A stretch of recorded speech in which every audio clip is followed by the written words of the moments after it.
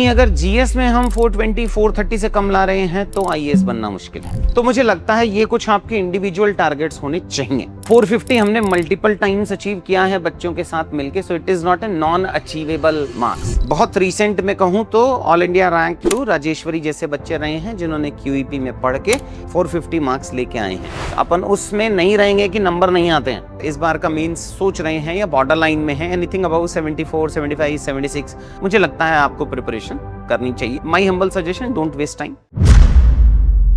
हाय बच्चों, नमस्कार, कैसे हैं आप? सो यूपीएससी चेयरमैन ने बोल दिया है कि प्रीलिम्स के सारे क्वेश्चंस एनसीईआरटी से आए थे और गवर्नमेंट सोर्सेज से आए थे। थोड़ा बहुत पेपर टफ था, बट हाँ, बच्चा जो है वो कर सकता था। एनीवेज, उन्होंने ये बात बोल के अपना पाला झाड़ लिया है। अब अपने को कॉल लेनी है कि पढ़ना कैसे है। आप में से बहुत सारे बच्चे हैं, जितना हमारे पास में मार्क्स आए हैं, बहुत सारे बच्चे हैं जो 60 के रेंज में हैं, बहुत सारे हैं जो 70 के रेंज में हैं, 80 के रेंज में भी हैं और भाई 90 के रेंज में भी हैं। बहुत एक्सेप्शनल बच्चे हैं जो 95 100 105, एक आध बच्चे के 105 15 20 के आसपास में भी आ रहे हैं। बट उन एक्सेप्शनल मार्क्स से कट ऑफ डिसाइड नहीं होता है। कट ऑफ डिसाइड होता है कि एवरेज जो बच्चे जो आप रेंज देख पा रहे हैं अपने आसपास में, उस रेंज से 2-4 नंबर आप बढ़ा दो, वहां पे कट ऑफ डिसाइड हो जाता है। जैसा मैंने लास्ट सेशन में बोला था, 80 के आसपास में कट ऑफ ±5 के आसपास में मेरे एक्सपीरियंस के हिसाब से रहने वाला है। तो आप अगर इस बार का मेंस सोच रहे हैं या बॉर्डर लाइन में है, एनीथिंग अबाउट 74 75 76, अब अगर उसमें नंबर ऑफ क्वेश्चंस कट कर देता है, जैसे एक क्वेश्चन ड्रॉप हुआ है, अगर 2 क्वेश्चंस और ड्रॉप हो जाते हैं तो हो सकता है 2-4 नंबर और कम चला जाए। तो अगर आप, जैसे लास्ट ईयर एक बच्ची थी जो इस बार यूपीएससी में फाइनली सेलेक्ट हुई है, टॉप 50 रैंक भी आई है, नाम नहीं लेते हैं। उनका जो रेंज था वो आ रहा था 72 से लेके 94 के बीच में last year. Finally she cleared prelims, she cleared mains as well, interview also, finally got top 50 में, रैंक भी आया है उसका। तो और वो लोअर साइड में था ना भाई, 92 के आसपास में कट ऑफ गई थी और वो उसके मार्क्स आए थे रेंज 72 से होते हुए 94 के बीच में। तो अगर आपके 72 73 74 के आसपास में आ रहे हैं जनरल कैटेगरी में, मुझे लगता है आपको प्रिपरेशन करनी चाहिए। ऑल्दो मेंस वाला जो पार्ट है वो रिजल्ट हो सकता है 8-9 तारीख के आसपास में आ जाएगा, but my humble suggestion, don't waste time. उस टाइम तक के लिए मैं क्या कर सकता हूं, तो साइंस ऑफ आंसर राइटिंग की कुछ क्लासेस पहले मैंने शेड्यूल की हैं जो आपको इन एनी केस सीखनी है। लास्ट वीडियो में मैंने बताया था कि अगर अपन स्टेट पीसीएस में जा रहे हैं तो आपके पास आरएएस का एक ऑप्शन है, अपने पास यूपी पीसीएस का ऑप्शन है, बीपीएससी का ऑप्शन है, और हम नेक्स्ट ईयर 2027 की मींस की प्रिपरेशन भी कर सकते हैं। Broadly rough structure answer writing का सबका सेम है, स्टेट पीसीएस का भी, इसका भी, यूपीएससी का भी, 1-2 एक्सेप्शन को छोड़ के कि बिहार के अंदर जो है वो कुछ 38 मार्कर क्वेश्चन आते हैं। अगर अपन टाइम कैसे नेक्स्ट प्लान करना है, क्या आपको करना चाहिए, 2026 अगर मेंस बॉर्डर लाइन पे बैठे हो तो क्या करना चाहिए, अगर आप 85 प्लस स्कोर कर रहे हो तो आप सेफ जोन में आ जाते हो तो क्या करना चाहिए, जो नहीं कर पा रहे हैं स्टेट पीसीएस, क्या कुछ अप्रोच होना चाहिए, उन सब के लिए एक सेशन में 1 जून को 5 बजे के आसपास में मिलते हैं, वहां एक सेशन लेते हैं, समझाता हूं कुछ क्या करना है और थोड़ा पढ़ाई भी करेंगे। देखिए उस वाले पार्ट में मैं कुछ पढ़ाऊंगा आपको। वो साइंस ऑफ आंसर राइटिंग का पहला सेशन होगा, ओपन सेशन है। आप स्टेट पीसीएस में जाना है, नहीं जाना है, यूपीएससी 26 लिख रहे हो, 27 लिख रहे हो, आप आके वो सेशन अटेंड कर सकते हैं। 30 मिनट्स के आसपास में ये डिस्कस करेंगे और 1 आवर 30 मिनट्स के आसपास में, 1.5 घंटे के आसपास में आपको मैं फर्स्ट इनिशिएटिव जो मेरा साइंस ऑफ आंसर राइटिंग का पार्ट है उसकी क्लासेस लूंगा। ये तो चैप्टर चेयरमैन साहब की तरफ से क्लोज है, आप और हमें भी ये क्लोज करना ही पड़ेगा। नेक्स्ट आता है, जो बच्चे इस बार मींस लिख रहे हैं, क्या अप्रोच रहना चाहिए नेक्स्ट 80 डेज के आसपास में, कैसे यूटिलाइज करना है। तो देखिए, सबसे पहले तो मैक्रो लेवल पे देख लेते हैं। ऑप्शनल आपका करीब करीब 1 महीने के आसपास में चलना चाहिए, और जीएस जितना हम देख पाए, जैसे आप देखिए राजेश्वरी जो ऑल इंडिया रैंक 2 बच्चे, उनके 450 प्लस मार्क्स हैं, उनके जीएस 3 में 116 के आसपास में नंबर है। वर्सेस एक और बच्चा है जो, जैसे मान लीजिए आप सूरज पटेल नाम का एक बच्चा है, उसको 600 समथिंग रैंक है उनका। ऑप्शनल का स्कोर बहुत कम है, 240। जीएस का स्कोर काफी अच्छा है, 430 435 है। तो इसका मतलब हमें हर कंपोनेंट को इक्वल वेटेज देना पड़ेगा।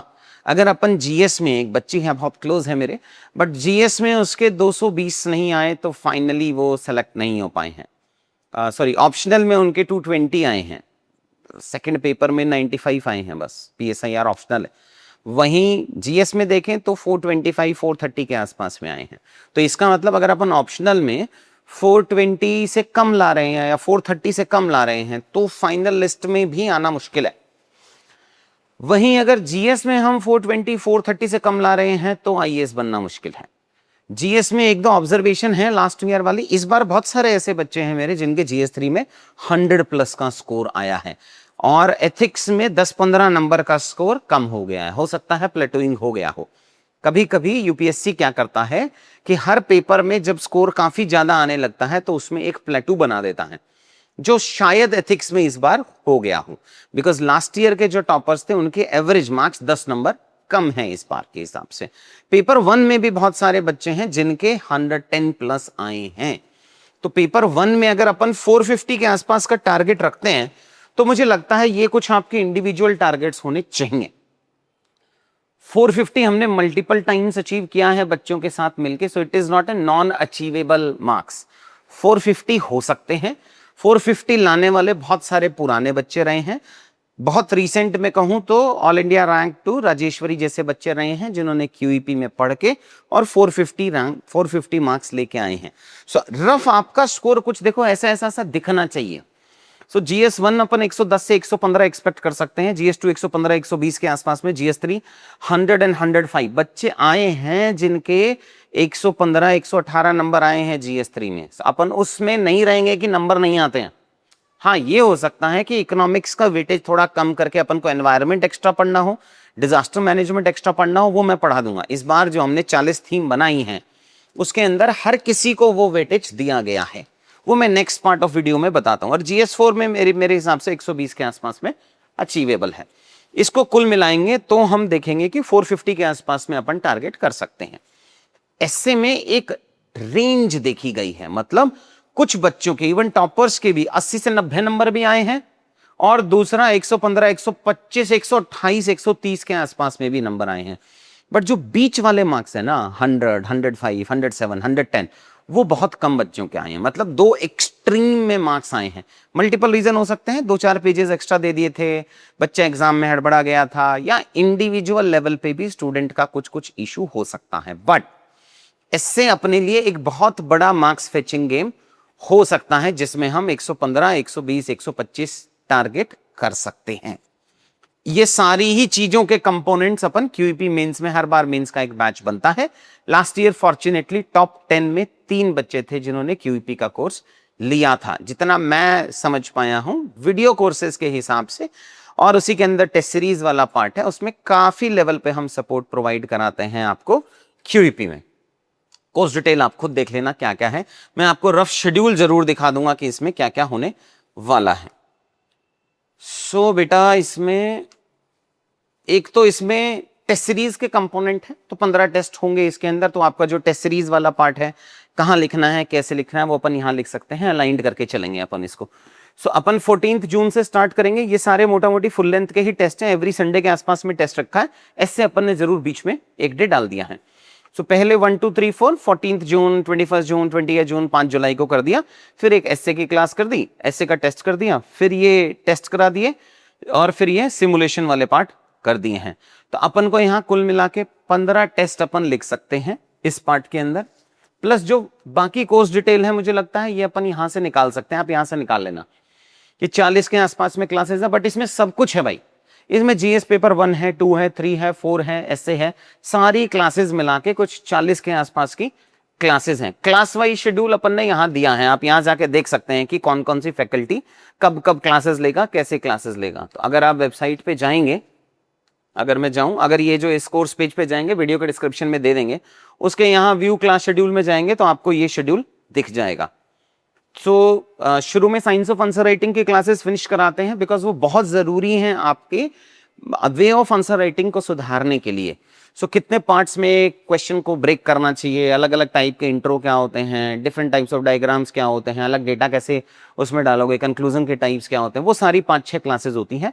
और उसके बाद में अपन शुरू कराएंगे जहां पे अपन पार्ट 1 ऑफ थीम। देखो, एक अच्छा आंसर लिखने के लिए 2 चीजें चाहिए, एक कंटेंट चाहिए बहुत अच्छा, और दूसरा वैल्यू एडिशन का कंपोनेंट चाहिए। वैसे ही हमने क्यूईपी को हर थीम को कुल मिला के, जो 40 थीम है, पेपर 1 2 3 4 मिला के उसको हमने दो पार्ट ऑफ हैंडआउट में तोड़ा है। दो पार्ट ऑफ हैंडआउट में तोड़ने का मतलब ये है बच्चा कि ये है वैल्यू एडिशन वाला पार्ट, जो पार्ट ए में देते हैं। वैल्यू एडिशन में आपको कुछ लेटेस्ट, जो मान लीजिए इकोनॉमिक सर्वे 25-26 में आया हो, बजट में कुछ आया हो, तो ये कुछ आपको 2 पेज के मैं कुछ ग्राफ वगैरह देता हूं जो अपन अपने आंसर्स में इनकॉर्पोरेट करेंगे। उसी को क्लास में प्रैक्टिस के लिए फिर 15-20 मिनट की प्रैक्टिस चलती है क्लास में, जो आप यहां पे डायग्राम्स बनाओगे, ग्राफ बनाओगे। तो साइंस ऑफ आंसर राइटिंग में अपन पहले ही पढ़ लेंगे डिफरेंट टाइप ऑफ डायग्राम कैसे बनते हैं, बनाते हैं, उसी को अपन फिर फर्स्ट थीम पे अप्लाई करेंगे। वैसे ही यहाँ पे कीवर्ड्स हैं, उन कीवर्ड्स की ब्रेनस्टॉर्मिंग चलती है अगेन 15-20 मिनट वर्ड के हिसाब से।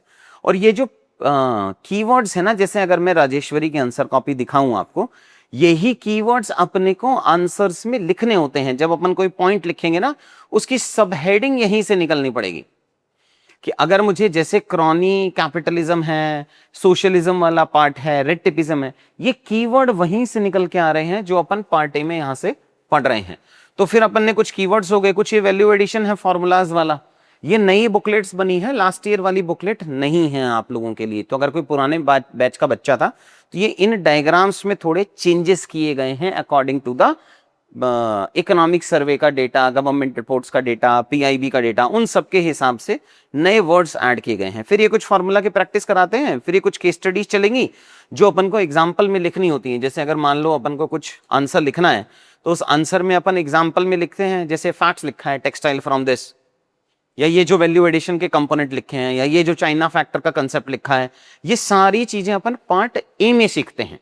देखिए मान लीजिए क्वेश्चन आता है कि नक्सलिज्म के चैलेंजेस क्या हैं, तो कन्वेंशन तो लिख देंगे अपन, ये भाई साहब कुछ ज्योग्राफिकल है, कुछ हिस्टोरिकल बैठा है, गवर्नमेंट पॉलिसी का, इंटरनल सिक्योरिटी का है, डिफेंस का है, गैप है, ट्रस्ट डेफिसिट है, वो सब तो अपन लिख देंगे।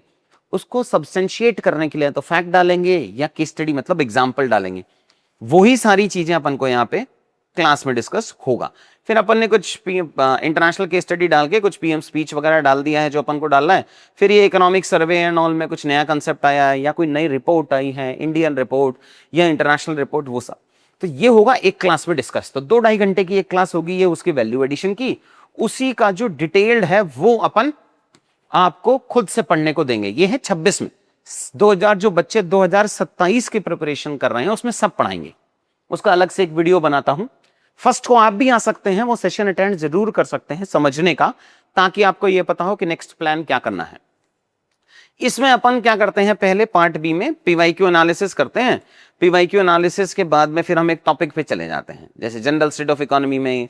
तो फिर ये कंसेप्ट हैं, ये जो पूरे कंसेप्ट वाले जो बच्चे इस बार मेंस लिख रहे हैं, उनसे मैं ये एक्सपेक्ट करूंगा कि कंसेप्ट अपन खुद पढ़ लेंगे और पार्ट ए की क्लास लगा लेंगे। तो पार्ट ए की क्लास में आपका जो शेड्यूल रहने वाला है वो शेड्यूल ऐसा सा रहेगा बस। तो ये मैंने आपको शेड्यूल दे दिया है along with the faculty name, क्या क्या करेंगे। इस बार पॉलिटी की क्लासेस मैं खुद ही लेऊंगा। पिछली बार हमने टेस्ट डिस्कशंस लिए थे, बट इस बार जो उसकी पार्ट ए की पूरी क्लासेस हैं वो पॉलिटी की क्लासेस भी मैं ही लेने वाला हूं। तो आप यहां से शेड्यूल देख सकते हैं। तो अपन रफली ये लगा लो, इसको अपन 23 जुलाई के आसपास में फिनिश कर देंगे। तो इसमें सोसाइटी की क्लासेस हैं, एससी की क्लासेस हैं वो दिव्या मैम लेंगी, एथिक्स की क्लासेस हैं वो रूपल मैम लेंगी, ज्योग्राफी हिस्ट्री फर्स्ट वाली पार्ट की जो क्लासेस हैं वो राही सर लेंगे, और बाकी सारी जो क्लासेस बच गई वो मैं लेने वाला हूँ। तो ये कुछ आपका मेंस का शेड्यूल रहने वाला है। रैंक इंप्रूवमेंट में भी बहुत सारे बच्चे हैं, तो अगर आप रैंक इंप्रूव भी करना चाहते हैं, लास्ट ईयर भी बहुत सारे बच्चे थे, 33-34 बच्चे थे जिन्होंने रैंक इंप्रूवमेंट किया था हमारे साथ में। बहुत सारे जो ईशान जैसे हैं ऑल इंडिया रैंक 5, ये सब रैंक इंप्रूवमेंट के ही बच्चे थे। जीनिया भी रैंक इंप्रूवमेंट की भी बच्ची थी और लास्ट ईयर का भी बच्चा था। तो इसलिए बहुत सारे टॉपर्स हैं जो रैंक इंप्रूव के लिए भी क्यूईपी को यूटिलाइज करते हैं, या वैसे भी बच्चे हैं जो एकदम नए होते हैं जिन्होंने पहले सिलेक्शन नहीं लिया है या पहले मेंस नहीं लिखा है, वो भी अपने अपने हिसाब से इन सब टूल्स का, QEP is a tool we can say, तो उन सब चीजों को अपने हिसाब से यूटिलाइज करते हैं। तो अगर अपन क्यूईपी मेंस लिखने के लिए हैं तो मुझे लग रहा है अपन को रिजल्ट का इतना वेट नहीं करना चाहिए। वीडियोस अपन देख सकते हैं, रेफरेंसेस अपन समझ सकते हैं, किसी टॉपर ऑपर से बात कर सकते हो आप क्यूईपी से रिलेटेड, और अगर अपन को समझ में आता है तो मुझे लगता है आपको एनरोल करके पढ़ाई इसकी स्टार्ट कर देनी चाहिए। इसके हैंडआउट्स अपन अपलोड कराने स्टार्ट करा देंगे। तो इसमें फर्स्ट को मिलते हैं, फिर अपन फर्स्ट को 5 बजे के आसपास में। तो अगर आप 26 लिख रहे हैं तब भी, अपन 27 लिख रहे हैं तब भी, और अपन स्टेट बीसीएस प्लान कर रहे हैं या कैसे प्लान करना चाहिए उसके लिए भी अगर आप आए तो अपन 1 जून को 5 बजे मिलके फिर स्टार्ट करते हैं प्लान कैसे करना। चेयरमैन साहब जा चुके हैं, है ना, वो उनका अपना जा चुका है, अपन वहां इमोशंस ड्रेन नहीं कर सकते हैं। मतलब ऑप्शन है अपने पास में, बट मुझे नहीं लगता अपने को करना चाहिए। बहुत ड्रेनिंग है, अनएक्सपेक्टेड है, पेपर कैसे पास करेंगे, नेक्स्ट ईयर की स्ट्रैटेजी क्या होगी वो नहीं पता यार। कि आज के दिन हम बैठ के बोल दें कि 70 क्वेश्चन पीआईबी से आए हैं, तो हम उतने 5000 पेज नहीं पढ़ सकते हैं कि वो क्वेश्चंस आ जाएं। बट जो होना था वो होके जा चुका है। अब हमें नेक्स्ट के लिए प्लान करना पड़ेगा। भले ही अपन स्टेट पीसीएस प्लान करें, भले ही अपन बीपीएससी प्लान करें, आरएएस प्लान करें, बट अभी मुझे लग रहा है कि 5-6 दिन के आसपास में आपको एक कॉल ले लेनी चाहिए। और जितना अनएम्प्लॉयमेंट देश में है, आप 1 या 2 से ज्यादा एग्जाम एक साल में टारगेट मत करो। अगर अपन एक साल में 2 से ज्यादा एग्जाम टारगेट करते हैं तो मेरे हिसाब से बहुत मुश्किल होता है किसी भी पेपर को पास करना। जितना कंपटीशन है एक साल में 2 लेवल, 2 मैं कह रहा हूं, स्टेट पीसीएस और यूपीएससी, अगर या 2 स्टेट पीसीएस, इस लेवल के 2 एग्जाम्स अगर आप टारगेट कर रहे हो तो मुझे लग रहा है that is more than sufficient. वरना पास नहीं होगा। अपन फॉर्म भर देंगे बट वो पास नहीं हो पाएगा, क्योंकि एक तो कुछ ऊपर नीचे हो जाएगा, तो एक की प्रोबेबिलिटी स्टिल रह जाएगी। हाँ, इसमें आप एक और चीज देख सकते हैं कि अगर आपके बेस नोट्स बिल्कुल भी नहीं बने हैं, तो अपन ने मेंस बूस्टर सीरीज दी है आपको, तो आप ये मेंस बूस्टर सीरीज से बेस नोट्स बन के पढ़ सकते हो भाई, है ना। तो ये जैसे इंडियन सोसाइटी की मेंस बूस्टर सीरीज है। मेंस बूस्टर मतलब आपके जो फाउंडेशन के नोट्स हैं उससे हल्का सा ऊपर है।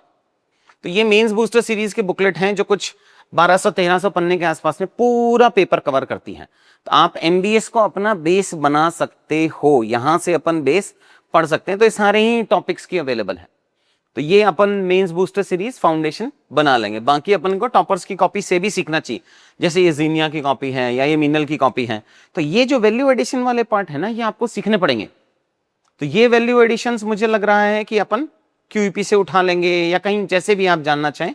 बट हाँ, ये जब तक वैल्यू एडिशंस अपन नहीं करेंगे तब तक मुझे लग रहा है कि, मतलब ये तो रैंक इंप्रूवमेंट के टाइप की आंसर कॉपी है, तो आप देखेंगे कि काफी अच्छा लेवल का कंटेंट बच्ची ने लिखा है।